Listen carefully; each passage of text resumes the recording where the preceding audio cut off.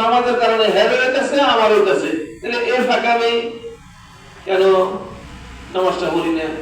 নামাজ পড়লে দেখা যায় যে অনেকগুলো কাজ হয়তো বিরত থাকে। ফজরের নামাজ পড়া শীতের দিনে খুব কষ্ট।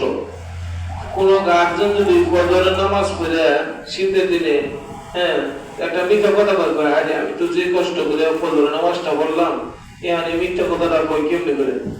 আবার এদিক করতে করতে আবার অন্য জোহরের নামাজের সময় হইল, জোহরের নামাজের শুনে নামাজটা পড়ে, তাহলে আসলে আর কত কেমনি করবো যে আমি এই না জোহরের নামাজটা পড়লাম, আমি কেমনি মিশে কথাটা কই, বিবেকের কথা দেখবো যে আমি কেমনে মিথ্যা কথাটা কই, কেমনে মানুষের ফাঁকি দেই। আসলে কথা হলো কি, আমরা সময় কাটানো যদি মাদ্রাসায় দিয়ে থাকি যে বাচ্চারা মানুষ হলো, সময়ও কাটবো, এই আশা করলে লাভ হবো না।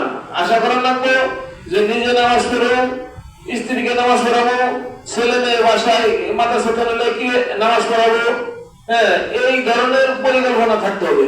নিজে নামাজ পড়ো, ছেলেকে পড়াবো, কিরে মাদ্রাসায় ছাত্র তুই নামাজ পড়স না, নামাজ পড়, এরকম তাগিদা থাকতে হবে। আমরা যে মাদ্রাসায় ছেলেরা পড়াচ্ছি, 5 ওয়াক্ত নামাজ তো পড়ছি, তাছাড়া তাহাজ্জুদ পড়ছি, আল্লাহর কাছে কান্নাকাটি করছি, এ আল্লাহ তোমার রাস্তায় দিছি,